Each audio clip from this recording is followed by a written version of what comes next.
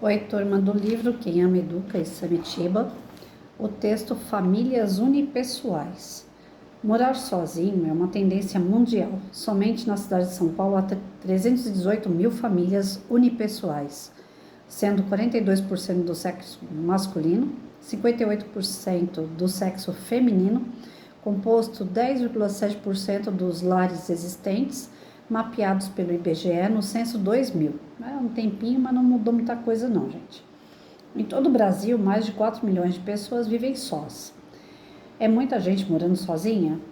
Então saiba que São Paulo está em 8º lugar no país, pois em primeiro vem Porto Alegre, com 17,2%, e em seguida Rio de Janeiro, com 13,6%, Florianópolis com 12,9%, Vitória com 11,9%, Curitiba com 11,3%, Belo Horizonte com 11% e Salvador 10,8%. Na comparação com duas cidades dos Estados Unidos, lá esse percentual é ainda maior. Washington 39,5% e Nova York 27,2%. Existe também um movimento em sentido contrário, o dos filhos maduros que trabalham, mas ainda moram com os pais. Os que moram sozinhos enquadram-se em dois perfis: viúvos com filhos crescidos que saíram de casa, grupo composto na maioria de mulheres que não quiseram casar-se outra vez. Jovens que não quiseram constituir a tradicional família, solteiros ou casados que preferem morar separados. Meu filho, meu irmão. Boa parte dos que estão sós é por escolha própria, visando a melhorar a qualidade de vida. Será que teria sido tão sofrida a vida em família? Outra parte é composta de pessoas de baixa renda que por diversos motivos ficam sozinhas.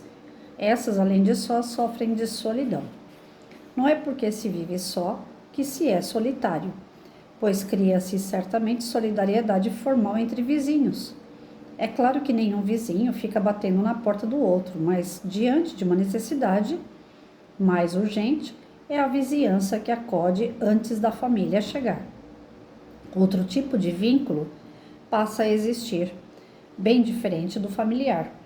A maioria não desgosta da família, mas prefere-a como visita. As famílias unipessoais mostram que a constituição familiar tradicional está se modificando. O mercado imobiliário e outros adaptam-se ao consumidor single.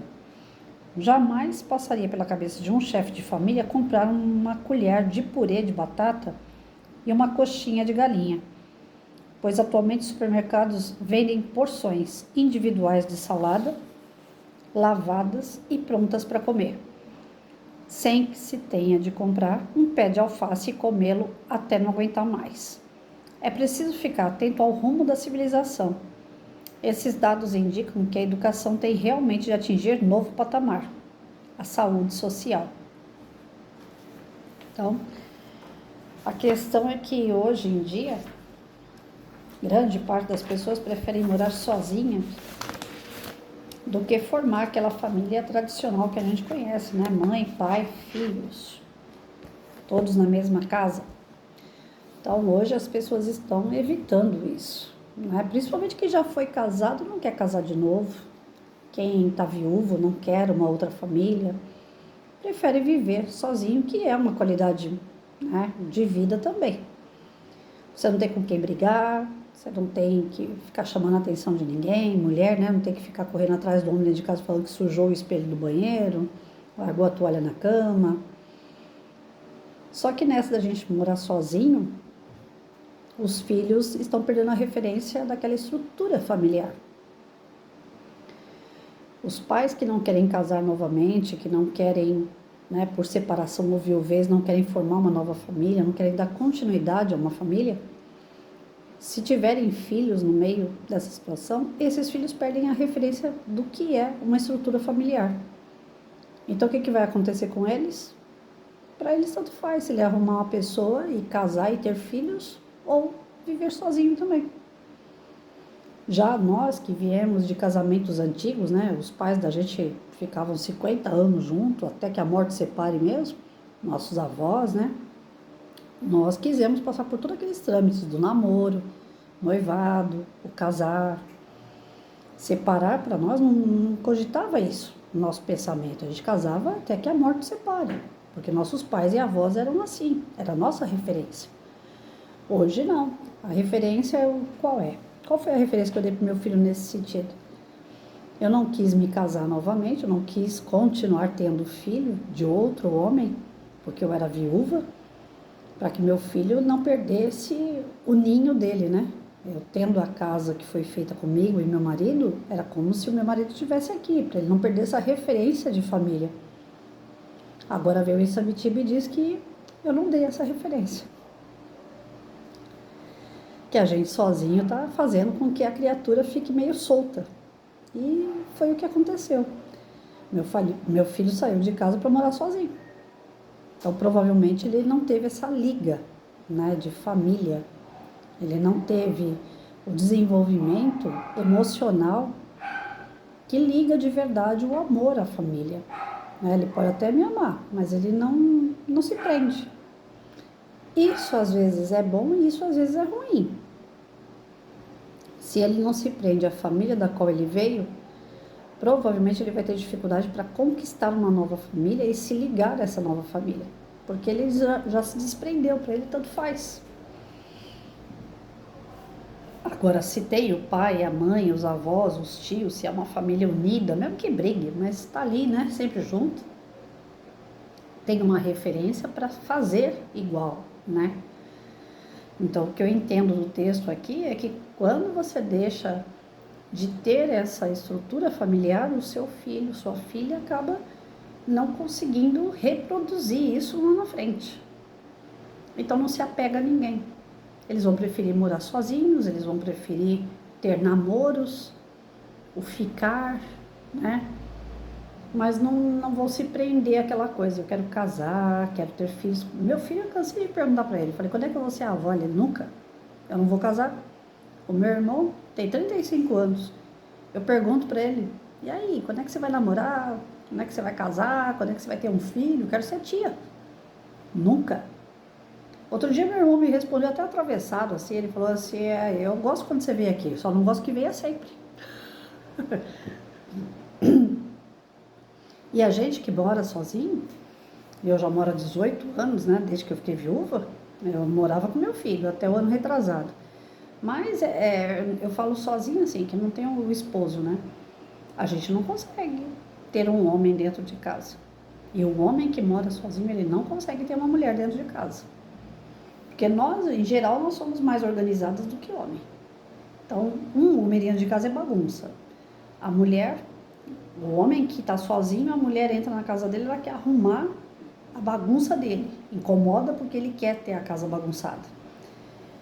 Então, a questão de você viver sozinho tem o seu lado bom, a sua autonomia, a sua independência, porém tem o lado ruim, que é essa questão da falta da base de uma família sólida, do amor sólido, numa equipe, num grupo de pessoas, o fortalecimento de sentimento. O sentimento da pessoa sozinha é muito mais frio, ele é mais prático. Se tiver bom, eu fico. Se não tiver bom, não luta para continuar junto, não faz muito para agradar o outro, porque não vê sentido nisso. Qual o sentido de eu ficar aqui agradando o outro? O outro tem que estar comigo porque ele quer. Mas eu não preciso agradar o outro para ele ficar querendo ficar comigo. Então, assim, eu vi nos meus relacionamentos também, nos namoros que eu tive, todos eles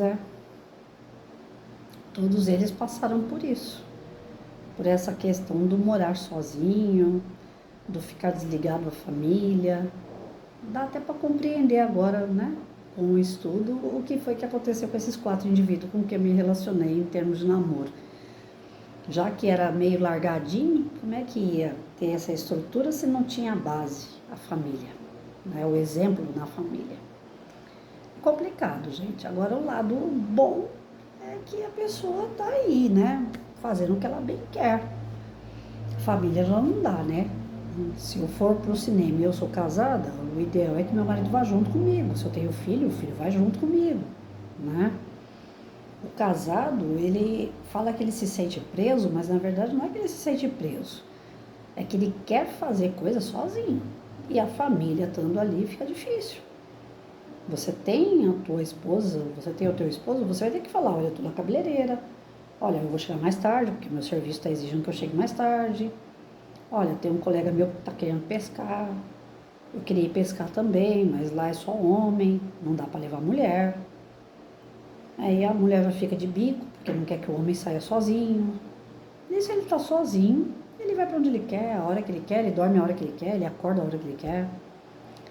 Então hoje os relacionamentos estão cada vez mais difíceis mesmo de dar certo, em razão dessa autonomia, dessa independência que a solteirice causa.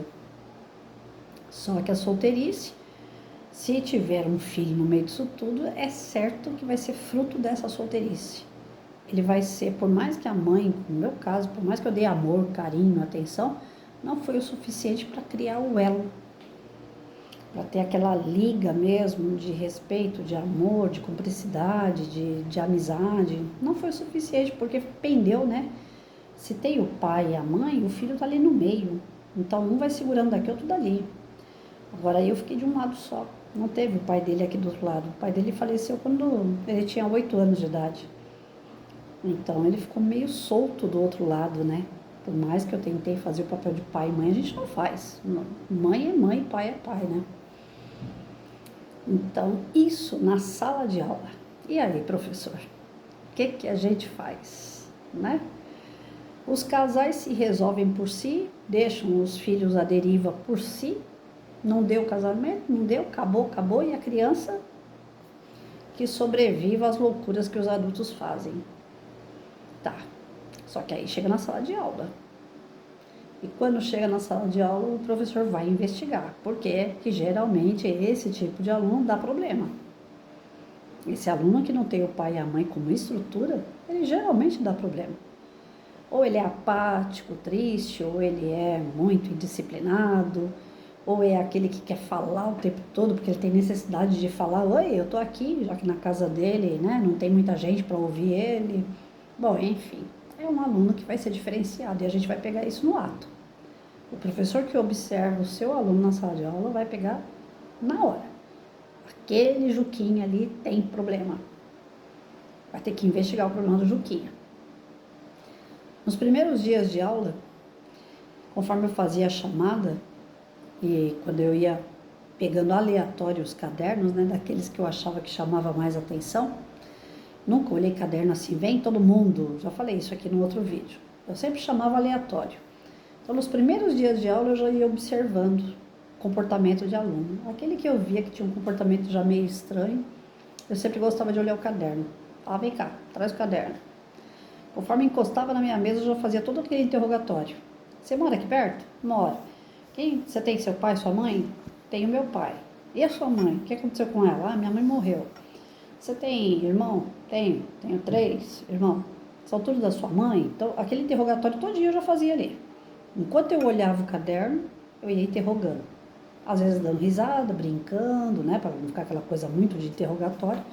Mas todas as perguntas sobre família eu fazia enquanto eu estava ali, fingindo, né? Que estava olhando o caderno. Porque, na verdade, o que eu queria saber era a vida daquela criança.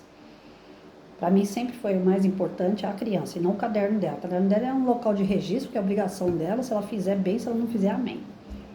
Enfim, quando eu pegava toda a descrição da criança, eu falava, ah, não tenho pai. Agora eu já estou vendo por que é desse jeito. Então eu anotava e quando chegava o dia da reunião, eu vinha lá. Ah, quem é a mãe do Juquinha? Eu quero falar com a senhora no final da reunião. Eu nunca expus a mãe assim na frente de todo mundo. Esperava todo mundo ir embora. Ah, queria conversar com a senhora sobre o Juquinha, porque eu vi que ele tem um comportamento diferente. Ele falou que a senhora é separada do marido, que pé que tá isso, a senhora consegue levar bem a casa, tem algum problema financeiro. Aí eu fazia outro interrogatório em cima daquele que eu já tinha feito com a criança, que a gente chama de entrevista, né? Mas é um interrogatório, que é uma pergunta atrás da outra, até você pegar os dados fundamentais para você saber que chão aquela criança está pisando e qual você vai ter que trabalhar. Ah, eu não quero saber da vida pessoal. Tem professor que vai virar e vai falar isso. Trabalhei com muitos falando sobre isso. Eu não quero nem saber. Pai e mãe que se ajeite para lá. Eu estou aqui para ensinar história, português, geografia, ciência e matemática. Tá. Só que aí você vai ensinar até não querer mais essas disciplinas e o Juquinha não vai aprender. Porque o Juquinha não está bem emocionalmente, psicologicamente. O Juquinha não vai caminhar. Aí a culpa é do Juquinha, Patrícia.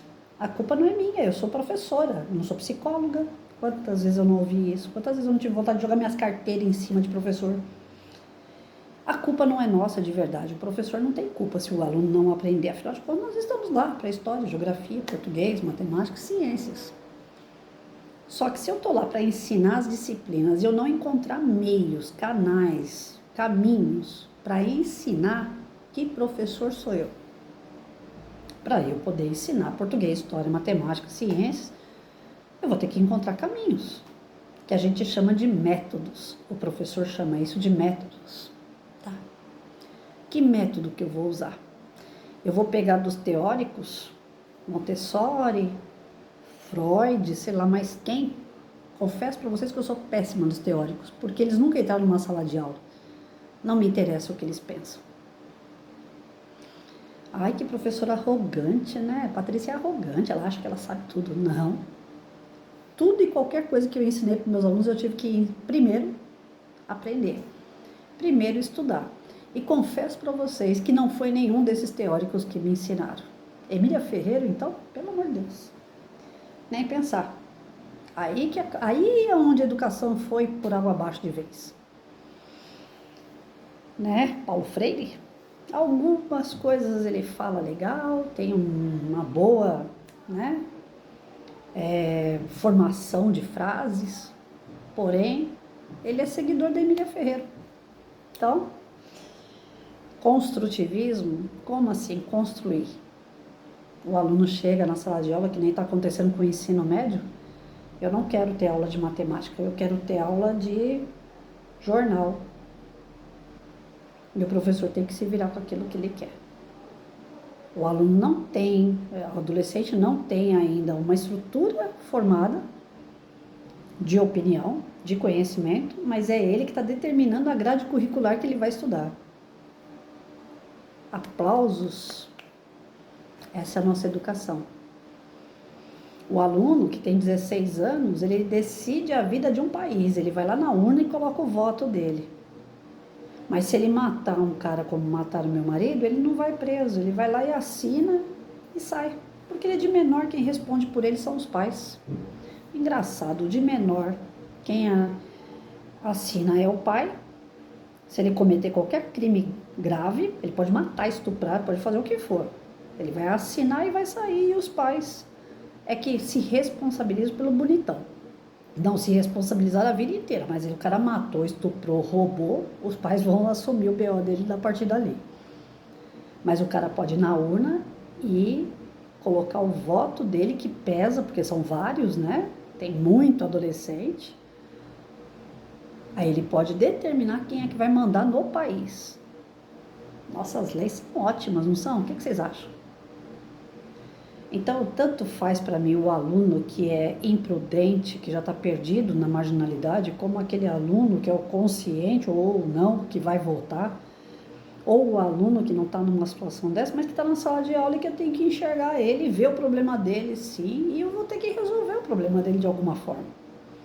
Eu não sou psicóloga, não sou psiquiatra, não sou neuro, não sou fono. Como é que eu vou resolver? Primeiro essa entrevista toda, esse interrogatório que eu falo. Primeiro com a criança, depois com o pai e depois o que fazer. Dali em diante, traçar uma meta. O Joãozinho tem problema na família que o pai usa droga. Então, na sala de aula, eu vou ter que chumbar esse Joãozinho sobre prevenção de droga. Porque ele vai conviver com o pai dele. E se eu deixar, ele vai usar droga. Porque o exemplo que ele tem é o pai dele. Ah, o que eu vou fazer? Eu vou tirar ele do convívio do pai? Não. Eu vou mostrar para ele o que a droga faz. Eu vou mostrar para ele que ele não deve chegar perto de droga. Que o pai dele, ele usa, ele respeita, Ele não vai mudar a conduta do pai dele, porque já é um adulto, mas ele tem outra vida se ele quiser. Ele vai ter outra sorte, ele vai ter outro fim que não seja o fim que o pai dele está tendo. Para isso eu tenho que dar exemplo, para isso eu tenho que dar conhecimento. Aí eu trago palestra. Aí eu trago palestra de um monte de gente. Dentro da área da saúde, da segurança, da educação, do social, e vai mostrando pro Joãozinho que droga faz mal. Que droga não é para ele. Quando eu consigo fazer isso em palestra, eu estou trabalhando o psicológico dessa criança.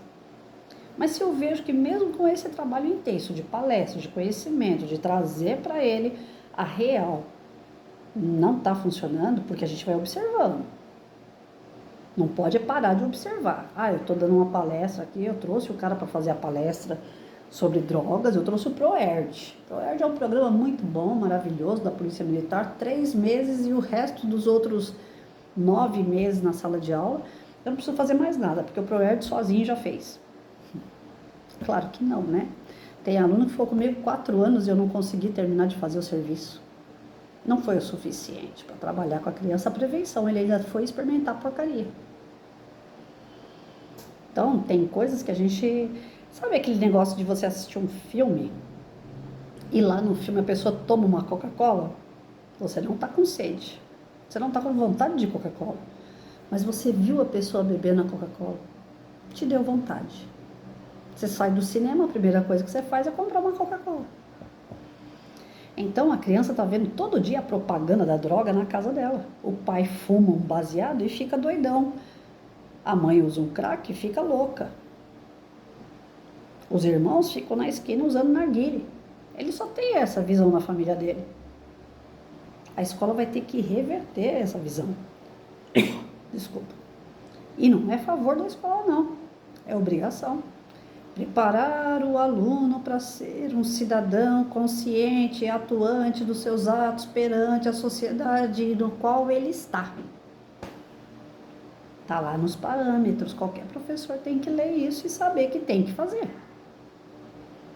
É nossa obrigação, não é favor. Não é só história, português, matemática, história, geografia e ciências. Não é. Como é que você prepara um cidadão consciente e atuante se você não trabalhar com ele? Entenderam agora? Só que eu, na sala de aula, em reuniões com outros professores na escola, eu não conseguia falar isso para eles. Ou eles não conseguiam me entender, ou eles não conseguiam me ouvir. Porque grande parte dos professores com qual eu trabalhei é bebi, bobu. E viva o EVA. Vamos fazer figurinha de EVA para colocar na parede. Vamos fazer coelhinho da Páscoa para colocar na testa das crianças e chegar lá fora elas rasgarem aquele monte de coelhinho. Pode fazer coelhinho? Pode. Vamos fazer coelhinho. Tem problema fazer coelhinho, não. Mas a vida da criança não é só de coelhinho. A vida da criança é dura quando ela chega em casa e vê os pais unipessoais, cada qual num canto, cada qual fazendo uma coisa diferente do outro, e muitas das vezes só besteira. Ela perde o chão dela, ela pede socorro. E aonde é que essa criança vai ser socorrida de imediato? Porque depois que a criança sai da família, para onde é que ela vai? Qual é o segundo grupo social que ela conhece? Depois da família? Escola. Aí a criança passa pela escola no ensino infantil, a criança passa pela escola no ensino fundamental 1, a criança passa pela escola no ensino fundamental 2, a criança passou pela escola no ensino médio, que até ensino médio que eles têm 15, 16 anos, desculpa, para mim é criança. Mas está na fase da adolescência. Adolescência, para mim, eu pulo essa fase. Adolescente não responde por si. Quem vai responder é pai e mãe perante a lei, não é isso? Essa lei meia tosca, né? Que hora responde, hora não responde. Não entendo muito bem isso. Pode matar uma pessoa, ela não responde por ela, porque ela tem 16 anos. Mas ela pode votar e colocar o presidente que ela quiser, que ela é consciente do que está fazendo, que ela é responsável pelo que está fazendo. Bom, enfim, fica para vocês aí o debate, né? Mas independente se é consciente, se não é, se está na lei, se não está, o papel do professor qual é, gente? Descobrir o que teu aluno tem. Se a família é unipessoal, essa criança está perdida, essa criança está solta, está faltando um pedaço nela. E se está faltando um pedaço nela, lógico que ela vai pender para algum lado. E esse lado, quem é que vai estar erguendo essa criança? A escola. E não é favor, é obrigação, tá lá. Nós temos que preparar a criança como um cidadão atuante e responsável perante a sociedade. Então, cabe ao professor também detectar o problema, tentar achar a solução para o problema, seja ele enquanto professor na parte pedagógica ou até vai além. Chama os pais e fala, olha, o Joãozinho está dando problema aqui, o Juquinha está dando problema aqui. Vai ter que levar no psicólogo, vai ter que levar no terapeuta, vai ter que levar numa religião. Dependendo daquilo que você pegar nas entrevistas que você vai fazendo com o Juquinha e com o Joãozinho, vocês vão vendo para que lado que vocês vão depositar a confiança. Eu era a rainha dos psicólogos. Aluno não aprendia babebibobu, eu via que tinha problema na família, eu falava, eu não vou poder resolver o problema da família. Realmente a gente não pode tocar. Família é algo sagrado, pode ser a família de drogado, mas é algo sagrado, lá ninguém mexe. Mas eu podia pedir para alguém mexer para mim, ué. Tá aí os psicólogos, terapeutas, psicopedagogos, que alguns poucos são bons. Psicopedagogo geralmente é um curso que os caras fazem pelo correio para poder aumentar o seu salário dentro da área da educação. Até hoje eu não achei um psicopedagogo que fosse realmente bom. Desculpa a sinceridade. Difícil, muito difícil, porque grande parte faz online, faz à distância, os teóricos, e quando chega na escola, não sabe reagir diante dos problemas. Pelo menos a experiência que eu tive, né? Pode ser que em outras escolas, em outros lugares, funciona, mas aqui não funcionou. Então, eu indicava direto para psicólogo, vai para psicólogo. Lá o psicólogo abre a caixinha, vê o que está faltando, o que está sobrando, qual é o parafuso que está solto. E ali o psicólogo fala, vai psiquiatra, é neuro, é fono. Porque eu não posso mandar, mas o psicólogo pode.